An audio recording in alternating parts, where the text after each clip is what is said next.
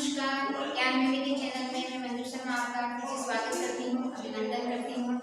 हम कल पढ़ रहे थे विश्व के प्रमुख दर्शन के बारे में हम अध्ययन कर रहे थे। इस चर्चा में हमने वैदिक दर्शन और जैन दर्शन के बारे में हमने यहाँ पर विस्तार से चर्चा की थी। आज हम जो आगे जो बाकी जो दर्शन है मैंने चर्चा बताई थी आप लोगों को, बौद्ध दर्शन है, जो इस्लामिक दर्शन है, ईसाई दर्शन है और पारसी दर्शन, उसके बारे में आज यहाँ चर्चा करेंगे। तो सबसे पहले हम बौद्ध दर्शन के बारे में देखते हैं। आज बौद्ध दर्शन,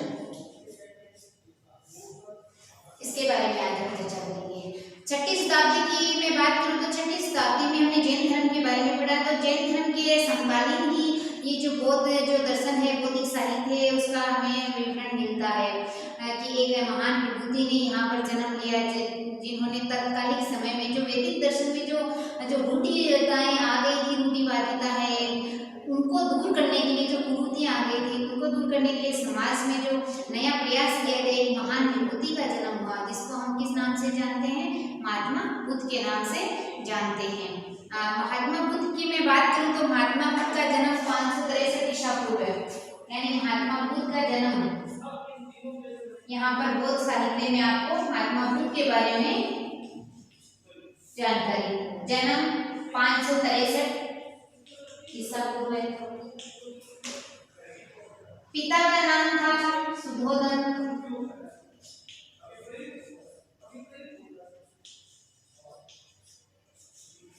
पिता का नाम क्या था? सुधोधन था, और माता का नाम माया देवी।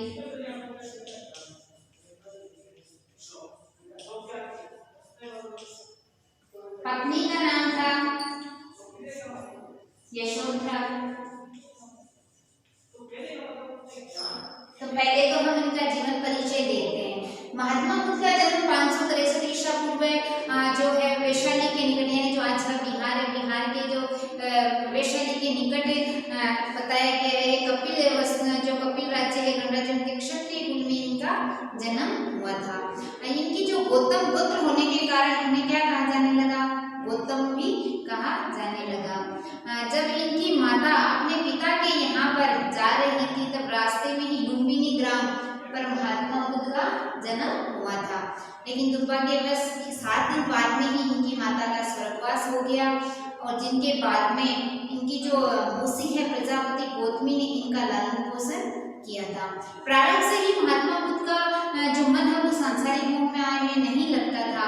उनको जो क्षत्रिय उनकी जो शिक्षा दी गई थी, क्षत्रिय रीति रिवाज से उन्होंने वो ग्रहण भी की थी, लेकिन उनका मन है वो शुरू से ही सांसारिक मोह माया में नहीं लगता था, जिसके कारण इनके पिताजी ने 16 वर्ष की आयु में ही इनका विवाह एक सुंदर राजकुमारी यशोधरा के साथ कर दिया। 10 वर्ष के जो उन्होंने जो गृहस्थ जो जीवन जिया, उसके बाद भी उनका मन है वो सांसारिक मोह में नहीं लगा। तब उन्होंने अपने पत्नी, अपने पिता, अपने पुत्र, इनके पुत्र का नाम बताया जाता है राहुल नाम है, उनको छोड़कर उन्होंने घर को त्याग दिया था। यानी सांसारिक मोह माया से उनका जो मोह है, जो हट मोह जब उनसे नहीं लग रहा था सांसारिक मोह माया का, तो उन्होंने अपने पिता, पत्नी, पुत्र को छोड़कर वो ज्ञान की प्राप्ति के लिए उन्होंने अपना घर त्याग दिया था। उसके बाद जिस समय वो घर से निकले थे, उस घटना को क्या कहा जाता है? बौद्धिक साहित्य में महाविनिष्क्रमण कहा जाता है। ये प्रश्न कई बार आता है आपके, महाविनिष्क्रमण। जब महात्मा बुद्ध ने अपना जो ज्ञान की प्राप्ति के लिए जो घर छोड़ा था, इस घटना को क्या कहते हैं? महाविनिष्क्रमण। ये याद रखना, ये कई बार आता है आपके। उसके बाद 7 वर्ष तक महात्मा बुद्ध ज्ञान की तलाश में इधर उधर सन्यासी की तरह घूमते रहे। बाद में कहा जाता है उन्होंने एक जो साधु सन्यासी हैं जिनका नाम है आलाप कालम, उनसे उन्होंने वैशाली में क्या किया? ज्ञान की शिक्षा भी प्राप्त की, लेकिन उनसे भी उनकी ज्ञान की पिपासा शांत नहीं हुई। फिर उन्होंने राजगृह में एक ब्राह्मण आचार्य से उनसे भी शिक्षा दीक्षा उन्होंने जो दीक्षा ग्रहण की, लेकिन फिर भी उनसे भी वो उतने संतुष्ट अपने उद्देश्य में सफल नहीं हो पाए, यानी उनसे वो संतुष्ट नहीं हो पाए। जो उद्देश्य था उनका वो उनसे भी वो पूरा नहीं हुआ। इसके बाद वो अपने 5 साथियों के साथ वो कठोर तपस्या में लीन होने लग गए। कठोर तपस्या में लीन होने के कारण उनका शरीर है वो सूखकर बताया जाता है कांटे के जैसा हो गया, जिसके कारण फिर महात्मा बुद्ध ने कठोर ये जो तपस्या को त्याग दी और आहार लेने का निश्चय किया। उनमें ये परिवर्तन देखकर उनके जो साथी हैं वो उनको छोड़कर चले गए, लेकिन उन्होंने क्या हुआ, हार नहीं मानी और अंत में बाद में जब एक बोधि जो हम जिसको जानते हैं पीपल के वृक्ष के नीचे उनको क्या हुआ, ज्ञान की प्राप्ति हुई थी। जिस वृक्ष के नीचे उनको ज्ञान की प्राप्ति हुई उस वृक्ष को क्या कहा जाता है, बोधि वृक्ष कहा जाने लगा है। और ज्ञान का आंतरिक जब उन्हें ज्ञान का बोध प्राप्त हुआ तब उनका नाम क्या रहने लग गया, बुद्ध। वो क्या कहलाने लग गए थे, बुद्ध कहलाने लग गए थे। और जिस वृक्ष के नीचे उनको जो ज्ञान प्राप्त हुआ वो कौन सा कहलाने लग गया, बोधि वृक्ष कहलाने लग गया। ज्ञान प्राप्त होने के बाद सबसे पहले महात्मा बुद्ध ने अपना जो उपदेश है वो जो 2 बंजारों को दिया था। सबसे पहले जो 2 बंजारी उनको उपदेश दिया था, उन बंजारों के नाम मैं बता देती हूँ। एक तो है आपका तपसु और एक मलिक। ये 2 बंजारे थे। सबसे पहले उन्होंने अपना ज्ञान इन 2 बंजारों को सबसे पहले अपने ज्ञान का उपदेश इन 2 बंजारों को दिया था। उसके बाद वो राजगृह में आए और उन्हीं जो 5 साथी में पढ़ा था कठोर तपस्या के बाद जब उन्होंने आहार लेने का निश्चय किया था तो उन्होंने जब उनके 5 साथी जो उनको छोड़कर चले गए थे उनको भी फिर राजगृह में आए और फिर उनको ज्ञान का उपदेश अपने जो वो 5 साथी हैं उनको भी उन्होंने ज्ञान का उपदेश दिया था। उसके बाद उन्होंने अपने ज्ञान की जो है वो दीक्षा वो धर्म के रूप में दी। यानी किसके रूप में दी, ज्ञान की शिक्षा। ये कई बार आपके बौद्धिक दर्शन में आपको देखने को मिलेगा, महात्मा बुद्ध की जो शिक्षा दीक्षा है यानी महात्मा बुद्ध के जो उपदेश है वो उन्होंने अपने धर्म के रूप में दिए थे। इसलिए ये घटना क्या कहलाती है, धर्म चक्र परिवर्तन कहलाती है। जो अपना ज्ञान है वो धर्म के रूप में देना क्या कहलाती है, धर्म चक्र परिवर्तन कहलाती है। इसको भी ध्यान में रखना, धर्म चक्र, धर्म के रूप में अपनी दीक्षा दी, धर्म चक्र परिवर्तन ये कहलाती है। अंत में 80 वर्ष की आयु में 483 ईस्वी पूर्व में महात्मा बुद्ध को मोक्ष की प्राप्ति हो गई, यानी उनको निर्वाण प्राप्त हो गया। और बुद्ध के शरीर त्यागने की घटना क्या कहलाती है, महापरिनिर्वाण कहलाती है।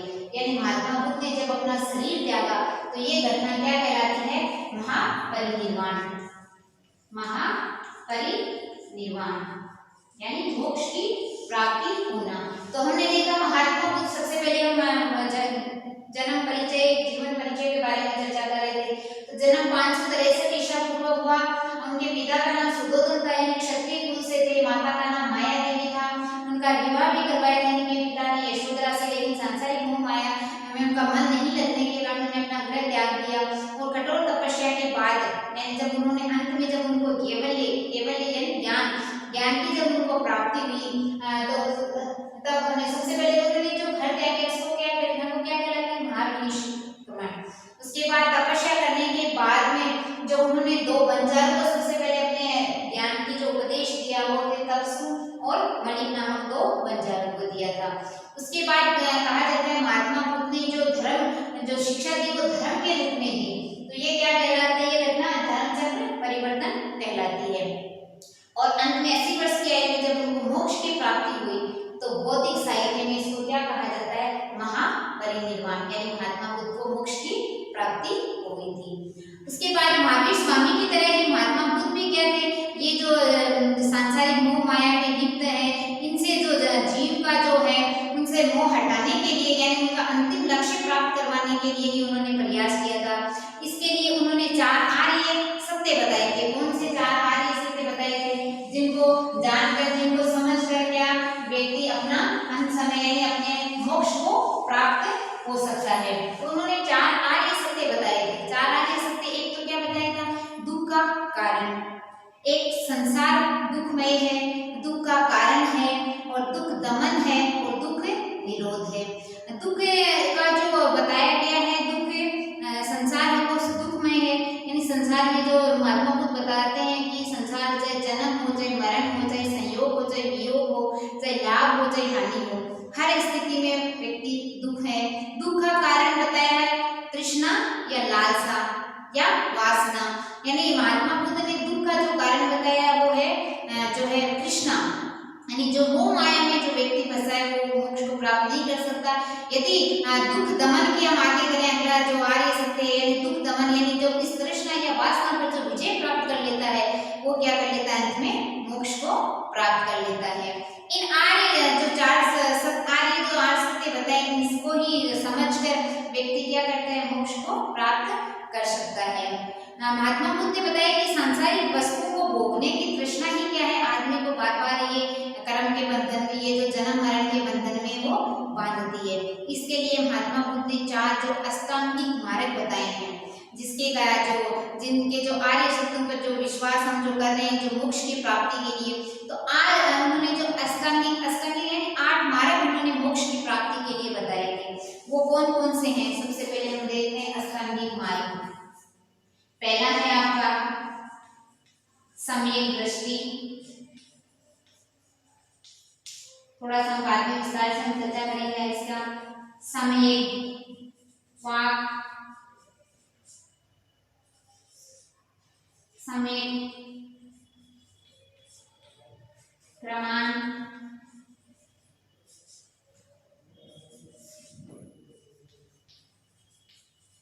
संकल्प,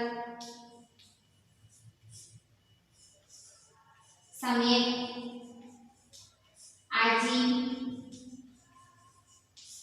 सम्यक दृष्टि, सम्यक वाक, सम्यक प्रमाण, सम्यक आपका संकल्प, सम्यक आपका आजीव और आपका प्रयत्न और स्मृति, सम्यक आपका प्रयत्न,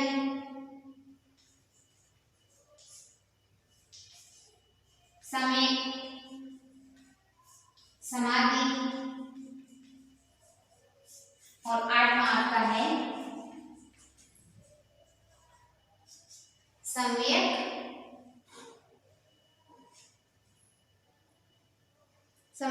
वाक। सबसे पहले आपका सम्यक दृष्टि, उसके बाद सम्यक वाक, सम्यक प्रमाण, सम्यक संकल्प, सम्यक आजीव, सम्यक प्रयत्न और सम्यक समाधि, इसके बारे में हम चर्चा कर रहे थे। तो सबसे पहले हम देखते हैं सम्यक दृष्टि के बारे में।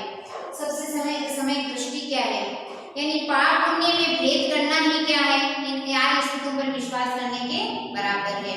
उसके बाद समय संकल्प की मैं बात करूं, समय संकल्प तो दुख का कारण क्या है, तृष्णा से दूर रहने पे हम जब दूर रह जाते हैं तृष्णा से तो ये हमारे दुख का कारण नहीं बनता है। समय वाक होता है, वो होता है कि हम क्या बोले, अपना वचन यानी शुद्ध वचन बोले, मीठी वाणी बोले। समय क्रमांक है आपका, वो है क्रमांक कर्म, यानी हम अपने कर्म है वो अच्छे करें। उसके बाद समय आजीव यानी अपनी आजीविका के जो तरीके हैं यानी हमारे जो कमाने के तरीके हैं वो है पवित्र रखें। समय प्रयत्न होता है यानी शरीर को अच्छे कार्य कर्मों में हम लगाएं। उसके बाद है समय आपकी समाधि यानी ध्यान, मन को एकाग्र रखने का ध्यान लगाएं। एक आपका जो अष्टांगिक मार्ग है वो है सम्यक स्मृति,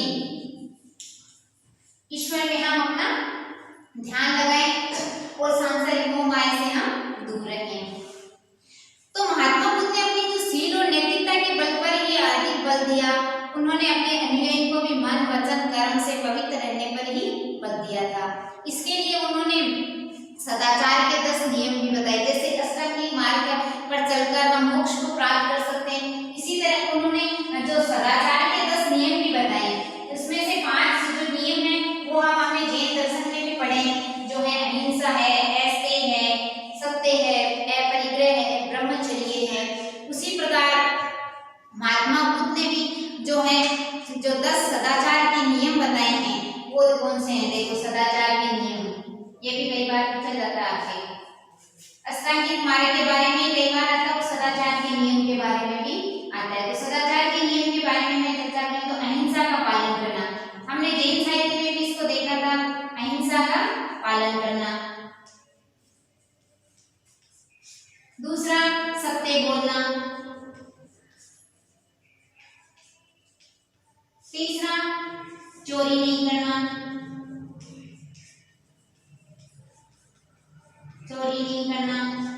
चौथा है आपका ये अधिक संग्रह नहीं करना यानी अपरिग्रह है।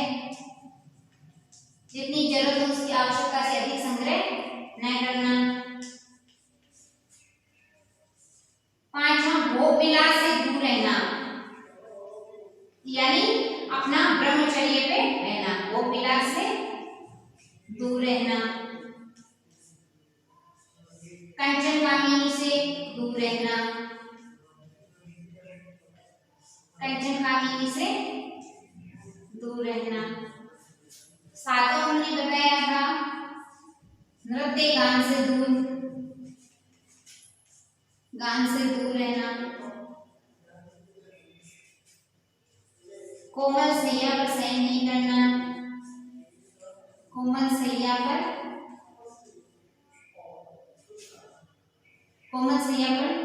शयन नहीं करना। और उन्होंने सुगंधित पदार्थों का त्याग बताया है, जो सुगंधित पदार्थों का त्याग करना।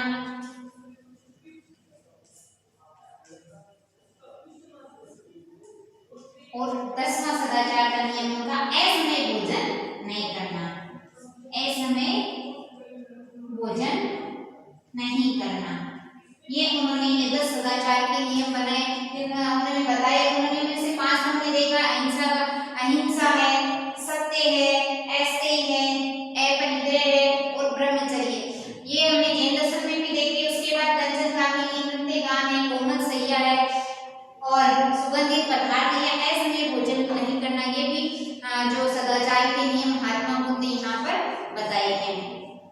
उसके बाद महात्मा बुद्ध ने जो उस समय तत्कालीन जो रूढ़िवादी थे उनके अपने तर्क से उनका खंडन किया। उन्होंने वेदों का भी खंडन करते हुए बताया है। उस समय वैदिक दर्शन में जो कर्मकांड में जो रूढ़िवादिताएं आ गई थी, जिनके कारण उन्होंने वेदों का भी खंडन किया। जैसा वेदों में बताया कि ईश्वर ही सृष्टि का रचयिता, तो उन्होंने इस बात का यहाँ पर खंडन किया था। महात्मा बुद्ध, इसलिए कई लोग महात्मा बुद्ध को नास्तिक भी मानते हैं।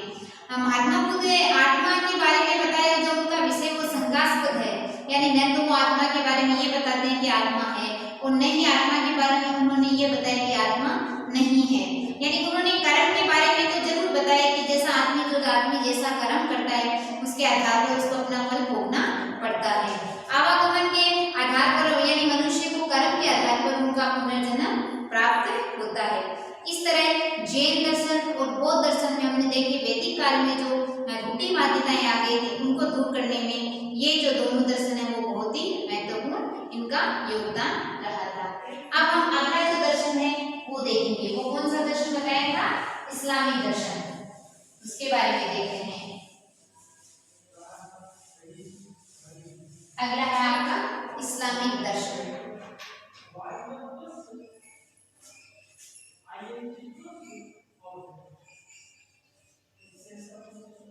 इस्लामिक दर्शन, इसके बारे में चर्चा करते हैं। इस्लाम के जो संस्थापक हैं वो हजरत मोहम्मद थे। संस्थापक हजरत मोहम्मद साहब।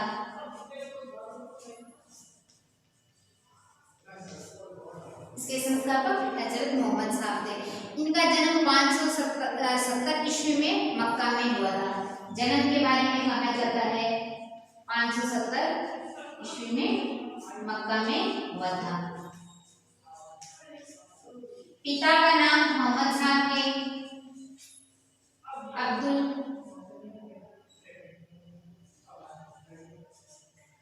माता का नाम आमीना था।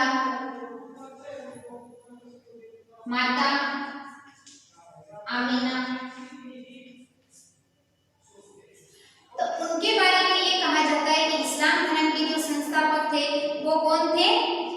मोहम्मद साहब थे।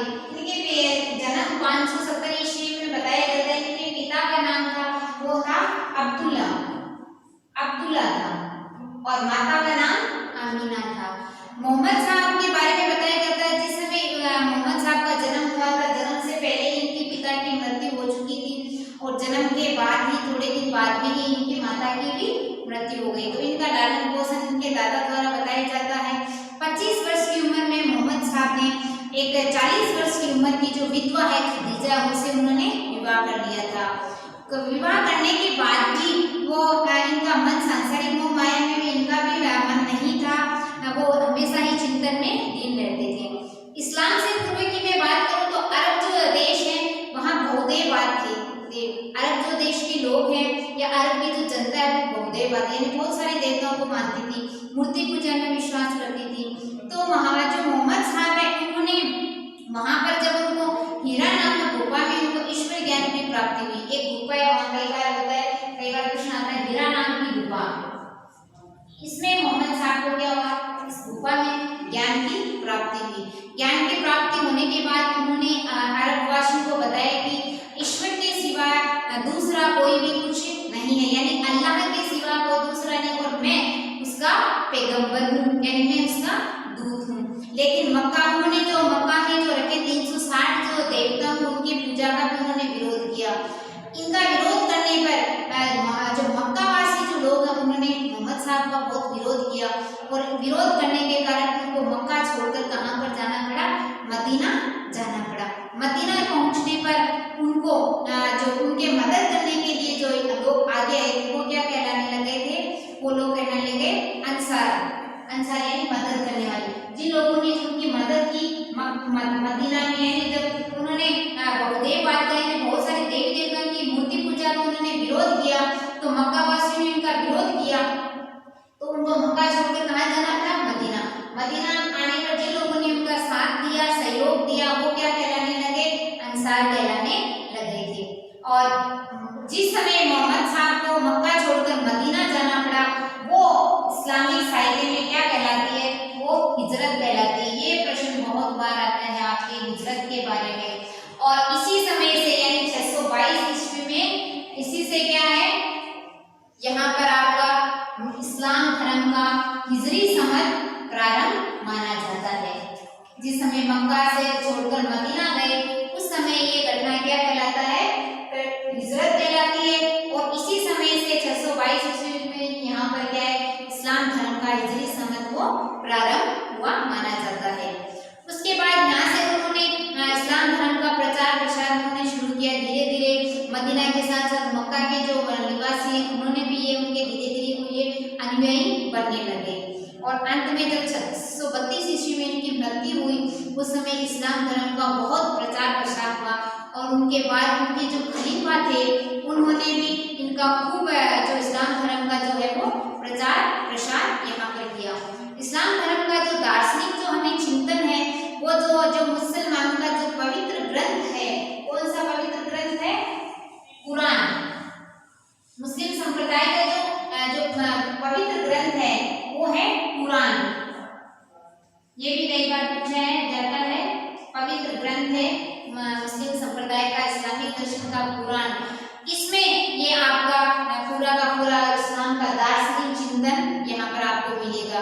इसमें 5 शिक्षाएं आपको मिलेंगी। कौन कौन सी शिक्षाएं हैं देखते हैं, इस्लाम दर्शन साहित्य में हमें कौन कौन सी हमें शिक्षाएं मिलती हैं। तो सबसे पहले तो हमें ये 5 शिक्षाएं मिलती हैं। 5 शिक्षाएं कौन कौन सी, इसके बारे में मैं चर्चा करूँ तो सबसे पहले तो आपका है, ये आपका मूल मंत्र है कलमा, जिसको हम मूल मंत्र कह सकते हैं। ये 5 जो मुस्लिम संप्रदाय के लोग सबसे ज्यादा जो 5 शिक्षाएं जो मानते हैं मोहम्मद साहब की, सबसे पहले आपकी ये कलमा, यानी कलमा का अर्थ होता है मूल मंत्र कहने का कि ईश्वर के सिवाय, इस अल्लाह के सिवाय, अल्लाह किसको माना कि ईश्वर का ही एक रूप है, तो अल्लाह के सिवा कोई भी दूसरा यानी पूजनीय नहीं है, और मोहम्मद साहब इसके पैगंबर हैं, यानी इस्लाम धर्म एकेश्वरवाद में विश्वास करता है। दूसरा है आपका नमाज पढ़ना। दूसरा है आपका नमाज पढ़ना, यानी प्रतिदिन 5 निश्चित समय पे, जो इस्लामिक दर्शन जो साहित्य है, जो मुस्लिम संप्रदाय के लोग हैं वो उनको नमाज यानी 5 शिक्षाएं में ये साबित है 5 बार निश्चित समय पे, जैसे सूर्योदय से पूर्व, दोपहर के समय में, तीसरे पहर में, इसके बाद सूर्यास्त के समय, और उसके बाद रात्रि में सोने से पहले इनको नमाज पढ़े। और यानी शुक्रवार के दिन जो एक साथ यानी बड़ी सामूहिक नमाज अदा करें। तीसरा है आपका जो है रोजा रखना। जो मुसलमान हैं, जो मुस्लिम संप्रदाय के लोग हैं, वो हमेशा जो रमजान के महीने में रोजा रखने की उनको शिक्षा दी गई, यानी सूर्योदय से लेकर सूर्यास्त तक बिना खाए पिए रखना, ये क्या है, रोजा रखना। अगला है आपका ज़कात। चौथी इसकी जो शिक्षाएं हैं वो है ज़कात, यानी अपने हिस्से का, यानी जितना आपको हाथ पे मान लो जैसे 50 जो 7 तोला सोना है या 52 तोला चांदी या उससे अधिक धन हो, तो यानी अपने धन का 40 हिस्सा क्या है अपना दान में दे देना, क्या कहलाता है ज़कात। ज़कात का क्या होता है दान देना। अगला है आपकी वो शिक्षा है वो हज यात्रा, यानी जो मुस्लिम संप्रदाय के लोगों का जो है इस्लामिक दर्शन में बताया गया है कि जीवन में अपने जीवन में एक बार मक्का की यात्रा करना, मक्का या मदीना की यात्रा करने क्या कहलाता है वो हज यात्रा। जैसे हम यहाँ पर जैसे वैदिक दर्शन में हमने देखा तो पवित्र स्थान तो मंदिर वगैरह, तो यहाँ जो इस्लामिक जो दर्शन है जो उनका जो पवित्र जो तीर्थ स्थल माना जाता है वो है मक्का मदीना, जो माना जाता है उनके बारे में एक बार जीवन में उनको एक बार मक्का और मदीना की यात्रा करनी चाहिए। आगे देखते हैं रोजा। उसके बाद इस्लाम धर्म की जो मान्यता थी कि मनुष्य के मृत्यु के बाद उनको पुनर्जन्म नहीं मिलता है, यानी जो व्यक्ति जो जैसा कर्म करता है उसी के आधार पर अल्लाह इसको क्या करता है जन्नत या दोजख प्रदान करता है। यानी ये जो पुनर्जन्म में इस्लाम धर्म है वो पुनर्जन्म में विश्वास नहीं रखता है। इस्लाम धर्म है वो मूर्ति पूजा में विश्वास नहीं रखता है। मुस्लिम जो मुस्लिम संप्रदाय के लोग एकेश्वरवाद में विश्वास करते हैं, यानी इस्लाम धर्म की मान्यता में ईश्वर एक है, यानी अल्लाह एक है, इसके सिवा कोई भी दूसरा उसलिए नहीं है। अगला हम देखते हैं, अगला जो दर्शन है हमारा वो है ईसाई दर्शन के बारे में। ईसाई दर्शन इसके बारे में देखते हैं।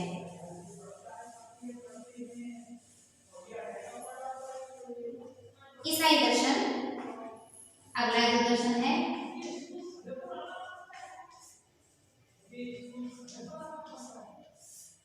ईसाई दर्शन के जो संस्थापक ईसा मसीह हैं। ईसा मसीह के बारे में बताया जाता है इनका जन्म फिलिस्तीन की पहाड़ी के में बेथलेहम एक स्थान है फिलिस्तीन, वहां पर बेथलेहम में इनका जन्म माना जाता है। इनके पिता का नाम यीशु, यानी हम यहाँ ईसाई दर्शन किससे संबंधित संस्थापक कौन है ईसा मसीह है, इसके संस्थापक हैं ईसाई दर्शन के। ईसा मसीह के जो जन्म है उनके बारे में तो कोई जानकारी नहीं है, लेकिन इनके जो तिथि के बारे में कोई निश्चित जानकारी, लेकिन इनका जन्म स्थान बताया जाता है कि फिलिस्तीन की पहाड़ी के पास, फिलिस्तीन की पहाड़ी के पास एक स्थान पर उनका जन्म हुआ था। माता का नाम बताया जाता है और माता और पिता थे यीशु और माता का नाम था इनके मरियम। माता का नाम मरियम और पिता का नाम क्या था यीशु। दोनों के बारे में बताया जाता है, दोनों बढ़ई का कार्य करते थे। ईसा मसीह के बारे में कहा जाता है उन्होंने जो समाज में व्याप्त हैं, उनके जो समाज में जो बुराई है उनको दूर करने का उन्होंने जो प्रयास किया, तो सबसे पहले जो वहाँ यहूदी लोग थे उन्होंने उनका विरोध किया। इसका ईसा मसीह का विरोध किया। एक बार कहा भी जाता है जेरूसलम में जब कुछ हो रहा था तो यहूदियों के जो हिंसात्मक कार्य उनका विरोध ईसा मसीह ने किया, तो यहूदी तो और ज्यादा चिढ़ गए, जिसके कारण उन्होंने क्या किया था, इन्हीं का एक शिष्य था जुडास। किसका शिष्य ईसा मसीह का एक शिष्य था जुडास नाम बताया जाता है। उन्होंने क्या किया था, उन्होंने ईसा मसीह को धोखे से उनको गिरफ्तार करवा दिया और इनको क्या करते 30 वर्ष की आयु में इनको फांसी पर यानी सूली पर चढ़ा दिया गया। सूली पर चढ़ाते वक्त ईसा मसीह ने एक ही बात कही थी कि हे ईश्वर इनको माफ करना, इनको पता नहीं है कि ये क्या कर रहे हैं, इसलिए इनको माफ करना। ईसा मसीह के जो प्रमुख शिष्य थे, ईसा मसीह के ये भी कई बार पूछा जाता है ईसा मसीह के प्रमुख शिष्य कौन थे, तो प्रमुख शिष्य थे संत पौल और संत पीटर। उन्होंने खूब जो ईसाई दर्शन का उन्होंने खूब प्रचार प्रसार किया था। ईसा मसीह का दर्शन के अनुसार ये मानते हैं कि ईश्वर एक है और वो सभी को समान दृष्टि से देखते हैं। उन्होंने कहा था ये परमात्मा एक है और वो सभी को, चाहे वो छोटा हो, चाहे वो बड़ा हो, चाहे वो अमीर हो, चाहे वो गरीब हो, सभी को क्या करते हैं समान दृष्टि से मानते हैं। ईसा मसीह हमेशा कहा करते थे कि पाप से घृणा करो, पापी से नहीं, यानी क्रोध और भावना के बदले में भी आप क्षमा करना सीखो, यानी क्षमा करना ही सबसे बड़ा गुण है। यानी जो ईसाई दर्शन है वो सेवा है, परोपकार है, उनके लिए ये बहुत ही योगदान है। ईसा मसीह को कहा जाता है कि ईसाई दर्शन बाद में जो दो भागों में विभक्त हो गया, यानी 2 भाग बन गए ईसाई दर्शन के 2 भागों में। पहला भाग है वो कहलाया कैथोलिक, और दूसरा है इसका प्रोटेस्टेंट। ये दो भाग। जो मूल मजहब के थे वो कैथोलिक कहलाए और जिन्होंने जो समाज सुधार के कार्यों में सहयोग दिया वो प्रोटेस्टेंट कहलाए।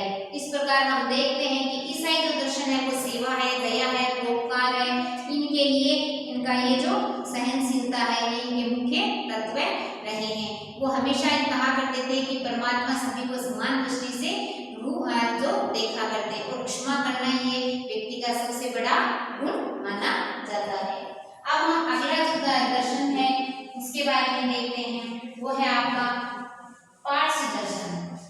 पारसी दर्शन के बारे में भी हम यहाँ पर चर्चा करेंगे। पारसी दर्शन के बारे में देखते हैं।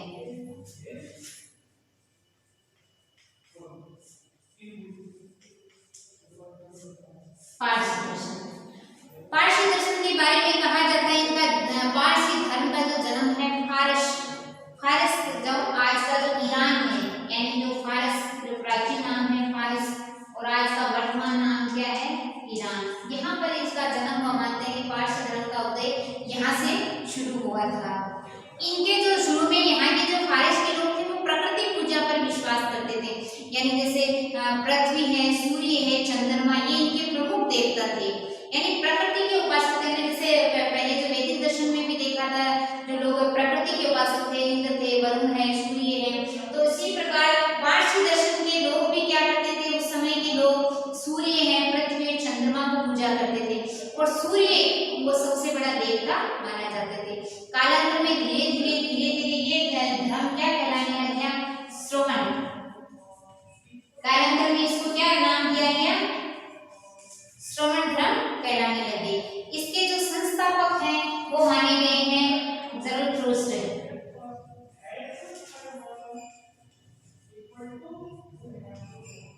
ये इनके संस्थापक माने गए हैं। उन्होंने ये बताया था कि धीरे धीरे बाद में जो श्रवण धर्म कालांतर में धीरे धीरे परिवर्तित हो गए और यही अंत में कौन सा धर्म बन गया था, पारसी धर्म बन गया था। इनके पिता का नाम बताया जाता है कि अजरबैजान था और माता का नाम था वो दुरोदा था। बचपन से ही वो आरंभ से क्या करते थे, वो विचारशील थे और बताया जाता है कि इनको भी 30 वर्ष की आयु में क्या हो गई, मोक्ष की प्राप्ति हो गई।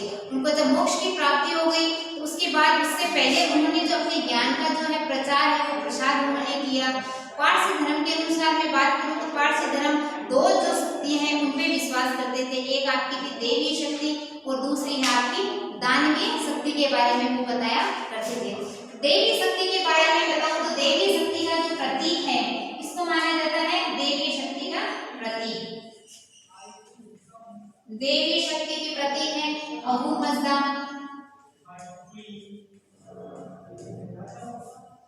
यानी देवी शक्ति की उपासना करने के मनुष्य में कहा जाता है कि पृथ्वी है, मनुष्य, सूर्य की रचना देवी शक्तियों के द्वारा की गई। इसके बारे में हम जानकारी प्राप्त करें, उनकी हम आराधना करके हम स्वर्ग की हम प्राप्ति, मोक्ष की हम प्राप्ति कर सकते हैं। दानवीय शक्ति के जो प्रतीक हैं वो बताया दानवीय शक्ति के जो नाम है, दानवीय शक्ति वो है अहरिमन। ये भी कई बार क्वेश्चन में पूछा जाता है। पारसी दर्शन के अनुसार कौन सी दो शक्तियां हैं, देवी शक्ति अहूमजदा है और दानवीय शक्ति आपकी अहिरमन। उसके अनुसार ये शक्ति है वो मानव को शैतान बनाकर क्या करती है, कुमार्ग पर चलने पर प्रेरित करती है। इसलिए जब इन दोनों के मध्य हमेशा ही क्या चलता रहता है, संघर्ष चलता रहता है और इन संघर्ष में जो है वो देवी शक्ति की विजय होती है।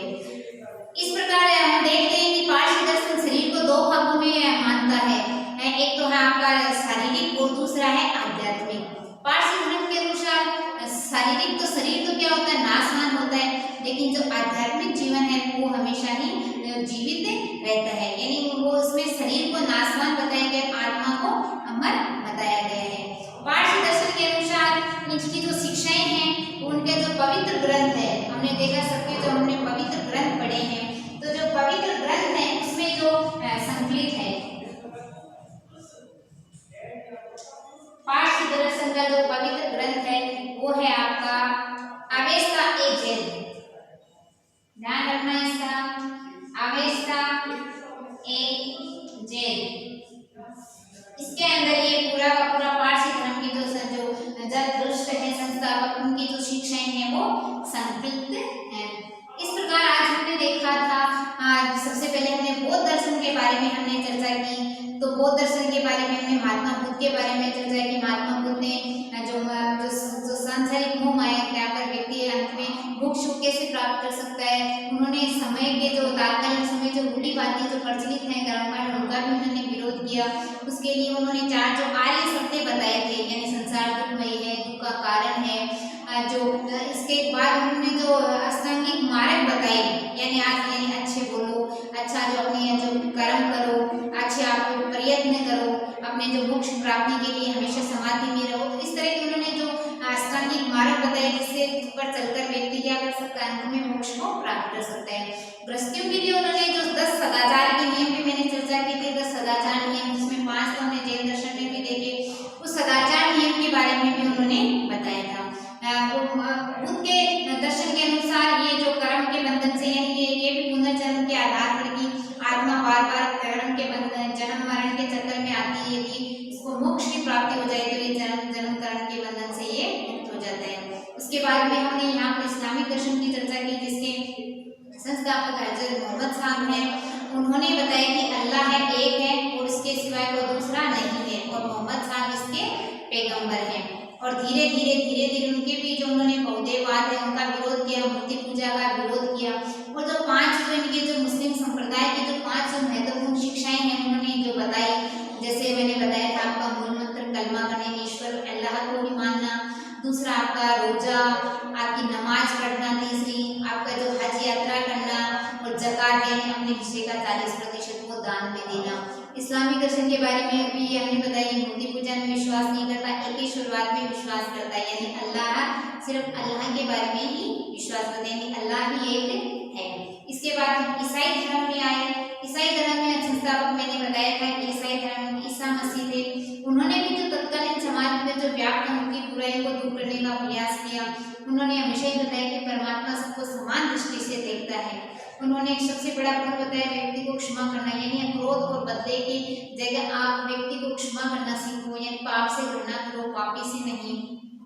इनकी जो शिक्षाएं हैं ईसा मसीह के, उनके जो पवित्र ग्रंथ हैं इसमें संकलित है, बाइबल में संकलित है। इसके बाद हमने जो पारसी धर्म की जो उसके बारे में हमने चर्चा की। तो पारसी धर्म के संस्थापक जरथुस्त्र माने जाते हैं।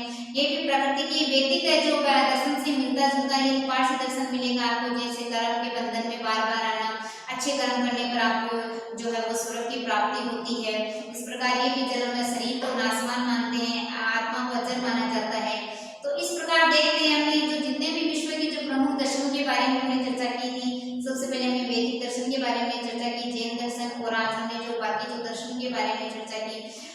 तो हमें इससे यही पता चलता है कि संसार में विभिन्न क्षेत्रों में समय समय पर विभिन्न मजहब है, धर्म है, उन्होंने पंथों ने जन्म लिया।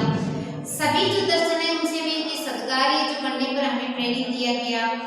इन अध्ययन का जो विभिन्न जो विश्व के प्रमुख दर्शन के जब अध्ययन करते हैं उनसे यही पता चलता है कि सभी के जीवन का अंतिम लक्ष्य क्या है, कि मानव जीवन को है वो आध्यात्मिक, मानव जीवन को आध्यात्मिक करना या अच्छा बनाना, उनको अंत में किसकी प्राप्ति हो, मोक्ष की प्राप्ति हो। इसलिए हमें सभी दर्शनों के प्रति हमेशा इस सम्मान की भावना रखनी चाहिए। हमने जितने भी आज देखो सारे के सारे दर्शन के बाद यहाँ पर सबका एक ही लक्ष्य क्या है, मनुष्य जीवन को अच्छे कर्मों में, यानी मनुष्य जीवन को आध्यात्मिक बनाना, और उनका अंतिम लक्ष्य क्या है, मोक्ष की प्राप्ति करना। चाहे कोई सा भी धर्म हो, चाहे हमने वैदिक दर्शन के बारे में चर्चा करें, चाहे बौद्धिक, सभी ने क्या है, तो समय पर उस समय के जो प्रचलित जो कर्मकांड है, जो बुद्धिवादिताएं हैं, उनका उन्होंने उस समय तात्कालिक समय में विरोध किया। तो इससे हमें ये है कि हम जितने भी हमने धर्म पढ़े उनके बारे में हमें सभी के प्रति है वो सम्मान की भावना रखनी चाहिए। तो इन दर्शनों के बारे में आप विस्तार से देखना, मैंने जो मुख्य जो आपके पॉइंट है वो मैंने जो बताए इसके बारे में थोड़ा सा विस्तार से देखना और इसको अच्छे से अध्ययन करना। आगे वाले कल हम आगे अगला जो प्रकरण उसके बारे में हम कल चर्चा करेंगे। नमस्कार।